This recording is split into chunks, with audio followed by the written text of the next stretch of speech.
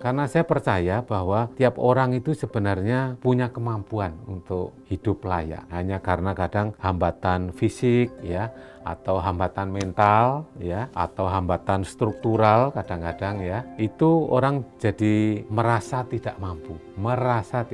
Padahal sebenarnya dia harusnya mampu. Tetapi kalau kata lemah itu kita cenderung ingin meningkatkan kapasitas dia. Kemiskinan itu bukan soal tidak punya uang, tetapi kemiskinan itu adalah soal tentang seseorang yang tidak punya kemampuan untuk menyadari potensinya. Kalau saya membantu orang atau menggerakkan orang untuk bisa membantu memberdayakan itu, saya kok lebih senang begitu. Dalam arti orang itu tidak lagi tergantung pada kita yang memberi. Kita hanya bantu selama waktu tertentu, tapi akan lebih senang kalau setelah waktu tertentu itu dia bisa mandiri. Salam jumpa kembali dalam segmen Inspirasi Kreatif. Saudara-saudari, tampaknya sekarang sudah menjadi hal yang lumrah terjadi bahwa kita semua sering menggunakan gadget untuk bertransaksi. Kepraktisan berbelanja ini terjadi karena platform digital, di mana dengan platform ini perangkat lunak dan perangkat keras yang ada memungkinkan pengguna untuk bertransaksi. Yang menarik saudara-saudari bahwa Komisi PSC KAJ juga merilis suatu aplikasi yang dinamakan dengan sabuk.id. Nah, apakah ini ada hubungannya dengan tren jual beli sekarang ini? Apa itu sabuk ID? Telah hadir di tengah-tengah kita Bapak Dhani Budiharja. Beliau adalah Wakil Ketua dari Komisi PSC Keuskupan Agung Jakarta. Selamat datang Pak Dhani. Apa kabar Pak Dhani? Baik, terima kasih atas kesempatan pada hari ini. Arah pastoral atau tema pastoral tahun depan, tahun 2025 itu apa, dan program-program PSE itu mengarah kemana? Keuskupan Agung Jakarta mempunyai arah dasar untuk 5 tahun ini, tahun 22 sampai tahun 26 adalah tentang nilai-nilai ajaran sosial gereja. Khususnya untuk tahun depan, tahun 2025 itu salah satu ajaran sosial gereja yang mau dihayati dan dihidupi adalah kepedulian lebih kepada saudara kita yang lemah dan miskin. Saya tertarik dengan kata lemah dan miskin ya. Kata miskin itu sering kali kita dengar, dan kalau kita mendengar kata miskin itu yang sering terlintas pada benak kita pasti yang dimiliki oleh seseorang miskin itu sedikit ya. Mereka mungkin tidak punya uang sebanyak orang pada umumnya. Kalau orang lain punya sekian, dia orang miskin hanya punya sedikit. Kalau orang lain punya rumah besar, mungkin dia hanya punya rumah yang sangat kecil. Tetapi saya tertarik dengan kata lemah. Lemah itu selalu memicu pemikiran kita, kenapa dia lemah? Apa yang dia bisa, orang lain bisa kok dia tidak bisa. Orang lain punya kapasitas besar kok dia tidak besar begitu ya. Nah, kalau kata miskin tadi kita asosiasinya adalah materi yang dia miliki sedikit. Kalau kata lemah itu asosiasi kita adalah kemampuan dia rendah atau kecil. Kalau kita ingin menolong orang miskin, kita cenderung memberi materi yang orang miskin itu kekurangan gitu ya. Kalau dia hanya punya sedikit, kita ingin menambahkan, membantu materi yang dia kurang. Tetapi kalau kata lemah itu kita cenderung ingin meningkatkan kapasitas dia supaya tidak lemah lagi. Sehingga saya lebih cenderung pada tahun depan itu kita lebih fokus kepada yang lemah. Karena apa? Karena kalau kita melihat seseorang miskin itu sebagai orang yang lemah, kita akan tentunya ingin tahu kenapa dia kapasitasnya rendah dan ingin meningkatkan kapasitasnya. Nah, itulah sebenarnya proses yang kita sering sebut proses pemberdayaan. Proses memberdayakan seseorang. Proses meningkatkan daya orang yang rendah supaya dayanya menjadi lebih tinggi. Nah, berkaitan dengan itulah makanya tahun depan itu PSE ingin mengajak teman-teman, para umat dan kita semua supaya tidak hanya menolong orang miskin itu hanya memberi materi, tetapi melihat seseorang itu lemah sehingga kita bersama-sama dengan berbagai cara bisa meningkatkan kapasitasnya. Kalau saya boleh menyitir seorang ahli ekonomi dan filsafat dari India yang namanya Amartya Sen, itu dia mengatakan yang sejalan dengan ini. Kemiskinan itu bukan soal tidak punya uang, tetapi kemiskinan itu adalah soal seseorang yang tidak punya kemampuan untuk menyadari potensinya untuk hidup secara layak. Nah itu, jadi kita kalau bisa tidak melihat kemiskinan hanya orang tidak punya uang, tidak punya materi, tapi sebenarnya orang itu lemah, tidak punya kemampuan yang cukup untuk hidup layak. Nah itulah, sehingga arah kita adalah lebih kepada pemberdayaan supaya orang-orang itu sungguh bisa berdaya, bisa hidup secara layak dengan kemampuannya sendiri.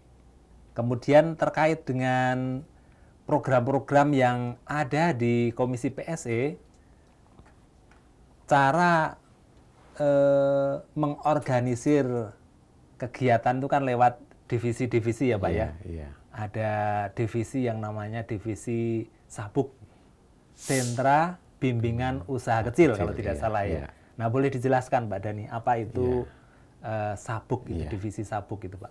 Iya, jadi Komisi PSE itu menginisiasi dan mengampu gerakan Sabuk, singkatan dari Sentra Bimbingan Usaha Kecil.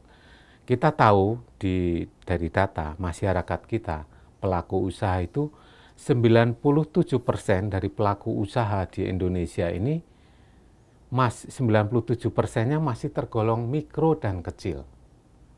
Jadi hampir seluruhnya 97%. Tapi sayangnya penghasilan pelaku usaha mikro dan kecil ini masih sangat kecil, masih rendah, bahkan lebih rendah secara rata-rata daripada upah minimum. Nah, makanya kita menggerakkan Sabuk ini sebagai upaya untuk mendampingi dan membantu para pelaku usaha yang kriterianya masih mikro dan kecil. Dari divisi Sabuk, Sentra Bimbingan Usaha Kecil, kemudian lahir atau menginisiasi adanya sebuah aplikasi yang namanya sabuk.id. Iya. Nah, boleh dijelaskan mengapa Komisi PSE merasa perlu ada semacam aplikasi seperti ini, Pak? Iya. Jadi saya jelaskan sedikit mengenai Sabuk ya. Jadi Sabuk ini sekali lagi memfasilitasi pelaku usaha yang masih mikro dan kecil. Kalau kita lihat di paroki-paroki, di akar rumput kita, para pelaku usaha yang masih mikro dan kecil ini kan boleh dikatakan kapasitasnya masih rendah ya. Kadang-kadang pengetahuannya masih rendah, kadang-kadang sikap berwirausahanya juga masih rapuh ya. Terus keterampilannya juga masih sangat minim. Nah, kalau diibaratkan dengan anak sekolah, pelaku usaha mikro kecil ini adalah siswa-siswa yang tidak pintar.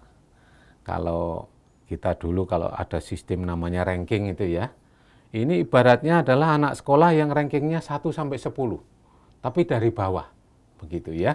Jadi mendampingi pelaku usaha mikro kecil ini nggak bisa instan. Tidak bisa kita kasih pelatihan atau apapun 2-3 hari dia langsung bisa berlari maju. Perlu ketelatenan, perlu waktu, pendampingan, dan sebagainya. Sehingga Sabuk ini mengenal bimbingan usaha 3 tor. Nah ini yang menarik. Bimbingan usaha 3 tor itu apa? Di situ perlu ada tutor, perlu ada pelatihan ya pada para pelaku usaha. Kedua, ada monitor. Selama masa pendampingan itu ada monitoring terhadap kemajuan usahanya. Tor yang ketiga, nah ini adalah tutor. Tutor itu semacam pendamping usaha yang memang kurang lebih pendampingannya secara privat. Karena apa? Karena ya ini tadi, pelaku usaha kita masih mikro dan kecil. Seperti anak siswa sekolah tadi yang ranking bawah tadi ya. Kan enggak bisa guru ngomong langsung 100% paham, langsung ujiannya langsung dapat 100 gitu kan, nggak bisa kalau anak-anak ini. Perlu pendampingan, kadang-kadang perlu waktu tambahan dan sebagainya. Nah inilah perlu umat-umat yang mampu kita minta kesukarelaannya untuk menjadi mentor, menjadi pendamping usaha bagi para pelaku usaha mikro dan kecil ini. Jadi itulah ciri khas dari Sabuk ini, ada 3 tor. Tutor, monitor, dan mentor. Nah, setelah ini berjalan, kita memandang perlu ada fasilitas atau platform digital yang membantu proses ini. Nah, itulah makanya kita adakan yang namanya platform sabuk.id ya, sabuk.id.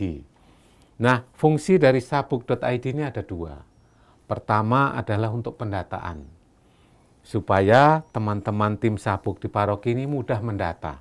Tidak perlu pakai kertas, tidak perlu pakai buku dan sebagainya, tapi di platform ini bisa mendata.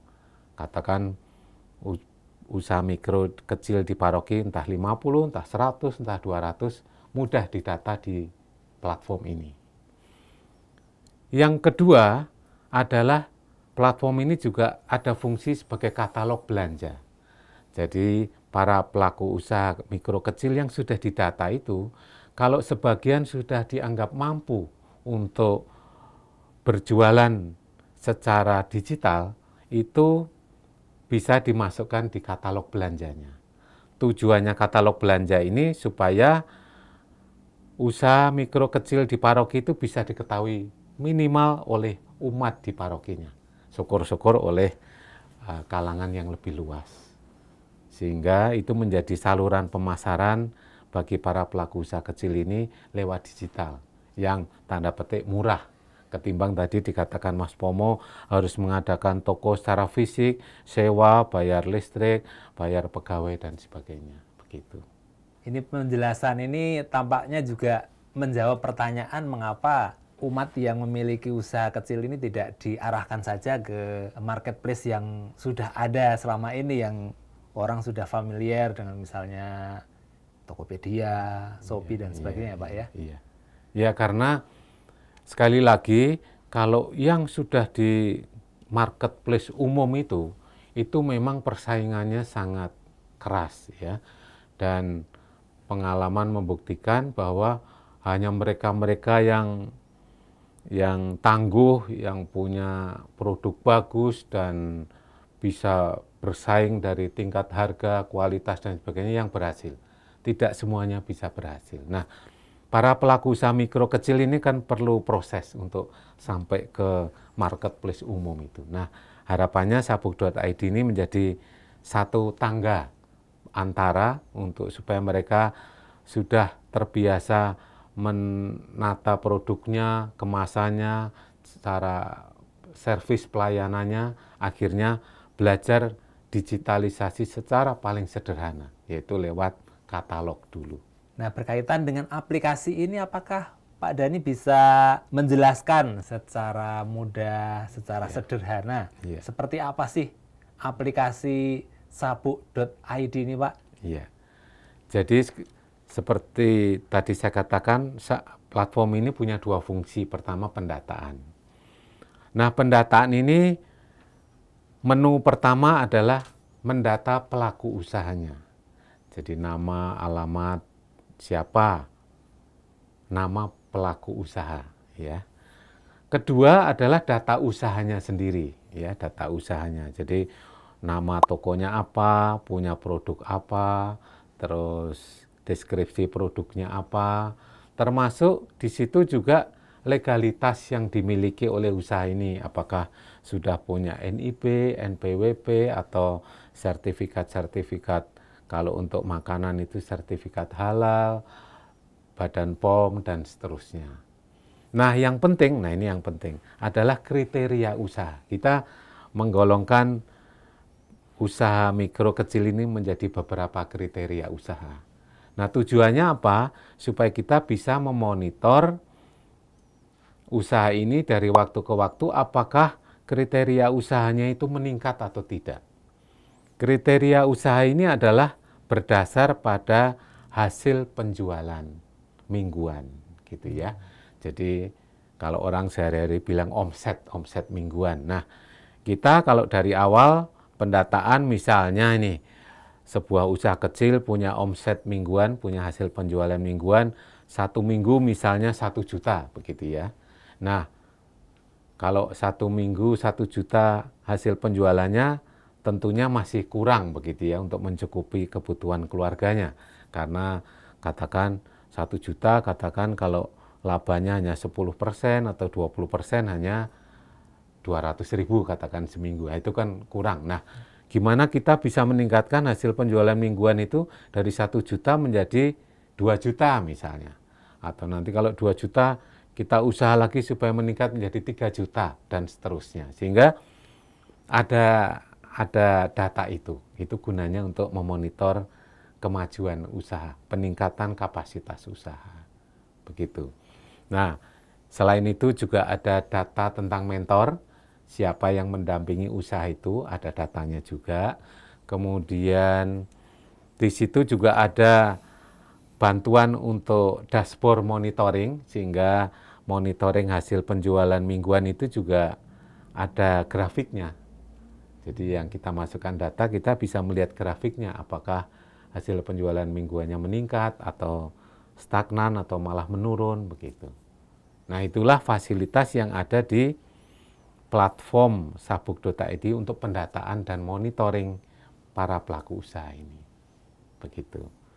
Nah, yang kedua, untuk fungsi katalog belanja. Nah, katalog belanja ini bisa dimasukkan mengenai data produknya, nama produk, fotonya, harganya, dan deskripsi produknya. Juga mengenai ketentuan pesanan dan sebagainya. Cara bayar, cara kirim, dan ketentuan lainnya. Nah, itu nanti ada di tampilan di katalog. Jadi umat yang membuka katalog belanja itu bisa melihat pilihan-pilihan kategori toko, misalnya kuliner, atau kerajinan, atau fashion, atau jasa, atau dan lain sebagainya. Begitu. Nah, setelah melihat kategori, kita bisa milih, kemudian kita bisa melihat juga paroki. Paroki mana yang mau kita lihat usaha-usahanya. Misalnya kita sedang berada di paroki katedral misalnya, kita bisa buka paroki katedral atau sekitarnya begitu ya, supaya pengirimannya tidak jauh begitu. Nah, itulah fasilitas kurang lebih gambaran mengenai platform sabuk.id ini. Ya, ini usaha kita ya, memfasilitasi salah satu bantuan pada para pelaku usaha mikro dan kecil ini. Ya, jadi yang menjadi sasaran pengguna untuk memanfaatkan aplikasi ini siapa, Pak? Nah, sekali lagi yang kita sasar untuk menggunakan ini sebagai pelaku usahanya adalah para pelaku usaha yang menjadi binaan gerakan sabuk di paroki-paroki. Nah, tentunya ini semua di bawah koordinasi dari tim sabuk paroki. Tim sabuk paroki itu ada di bawah koordinasi seksi PSE paroki. Nah, untuk input data, mungkin edit, perubahan dari waktu ke waktu, pengisian data dan sebagainya itu nanti akan dikoordinasi oleh tim sabuk parokinya. Jadi ini bukan sebuah katalog yang terbuka, siapa aja boleh masuk, tidak, tetapi ini sungguh dikhususkan untuk para pelaku usaha yang di bawah gerakan sabuk di paroki. Jadi tahun ini baru kita mulai, sejak awal tahun sampai bulan Oktober ini kita sudah memberikan pelatihan pada tim sabuk paroki untuk bisa menggunakan platform ini. Nah, nanti pada akhir tahun 2024 ini kita baru akan mempromosikan dan melonsing platform ini, katalog belanja sabuk.id ini kepada umat. Nah, kalau ditanya indikatornya apa, ya pertama adalah platform ini sungguh digunakan oleh teman-teman tim sabuk paroki sebagai sebagai tools, sebagai alat untuk mendata. Supaya tidak perlu lagi menggunakan kertas, buku, dan sebagainya. Semuanya ada di platform. Sehingga dari waktu ke waktu kita bisa saling memonitor berapa yang didata, berapa yang naik kelas tadi ya, naik kelas kriteria usahanya, hasil penjualannya meningkat, dan sebagainya. Yang kedua, dari sisi pembeli itu, umat itu diharapkan sungguh memakai katalog ini untuk membeli. Karena gerakan membeli dari usaha kecil yang dimiliki oleh umat sendiri ini sangat penting. Kita minta perhatian dan kesukarelaannya dari seluruh umat untuk sungguh mau membantu secara apa ya, bukan secara belas kasihan, tetapi secara memang win-win begitu ya. Para pelaku usaha butuh pemasaran, umat juga butuh barang, makanan, dan sebagainya dari para pelaku usaha di paroki ini. Sehingga kalau itu bisa terjadi, transaksi yang makin hari makin banyak nanti, itu saya kira itu menjadi indikator bahwa katalog belanja sabuk ini dikatakan berhasil. Gitu. Berikutnya Pak Dhani, saya sebetulnya mengenal Pak Dhani itu kan sudah agak lama, ya, dan sejak awal di Komisi PSC-KAJ itu Pak Dhani memang bersemangat untuk mengeluarkan ide-ide, gagasan-gagasan yang segar begitu ya.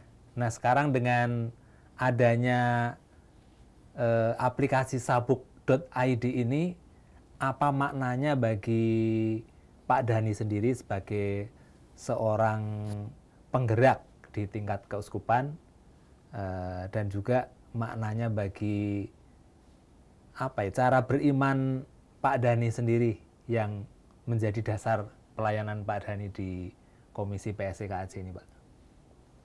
Iya, saya masuk sebagai pengurus Komisi PSC itu tahun 2014, jadi memang udah lama ya, sekitar 10 tahun. Sebelumnya saya aktif di Koperasi Kredit Union. Nah, saya bersemangat di PSI ini karena saya bisa mewujudkan ide-ide membantu sesama secara apa ya, secara lebih bermartabat dan menurut saya berkualitas ya. Maksudnya begini, kalau tadi konteks kita melihat orang miskin hanya punya sedikit, kita memberi uang atau materi begitu ya untuk menambahkan yang kurang, yaitu sering kita sebut itu bantuannya sifatnya karitatif begitu ya. Itu tentu saja baik, tetapi akan lebih baik kalau kita melihat seseorang itu lemah sehingga kita memberdayakan. Nah, kalau saya membantu orang atau menggerakkan orang untuk bisa membantu memberdayakan itu, saya kok lebih senang begitu. Dalam arti orang itu tidak lagi tergantung pada kita yang memberi. Kita hanya bantu selama waktu tertentu, tapi akan lebih senang kalau setelah waktu tertentu itu dia bisa mandiri, bisa hidup layak dari hasil kerjanya. Karena saya percaya bahwa tiap orang itu sebenarnya punya kemampuan untuk hidup layak sebenarnya. Hanya karena kadang hambatan fisik ya, atau hambatan mental ya, atau hambatan struktural kadang-kadang ya, itu orang jadi merasa tidak mampu. Padahal sebenarnya dia harusnya mampu. Nah, kalau kita dengan cara-cara kreatif, memberdayakan, memfasilitasi, orang itu lama-lama menyadari bahwa saya mampu kok, gitu ya. Nah, itu kita bantu sementara waktu, selanjutnya dia bisa berdaya sendiri. Itu buat saya satu kebahagiaan sendiri. Ada satu kutipan di Injil yang saya ingat betul itu, kalimat singkat, bagaimana kita bisa memberi kabar baik bagi orang miskin. Nah, orang miskin dikasih kabar baik itu kan nggak mudah ya. Kabar apa ya yang buat supaya baik buat orang miskin gitu ya. Nah, saya kira dengan upaya-upaya kita membantu itu, saya kira sebuah kabar baik lah buat orang miskin itu. Karena apa? Kenapa baik? Karena itu bantuan kita hanya sementara. Bahwa dia sebenarnya bisa disadarkan bahwa saya punya kapasitas sebenarnya untuk hidup layak, tanpa saya harus menggantungkan pada bantuan orang lain seterusnya begitu. Itulah yang membuat saya jadi semangat mungkin begitu ya. Terima kasih Pak Dhani. Nah, pesan-pesan apa yang bisa disampaikan oleh Pak Dhani kepada kita semua, terutama ya kita yang juga diharapkan menggunakan aplikasi ini.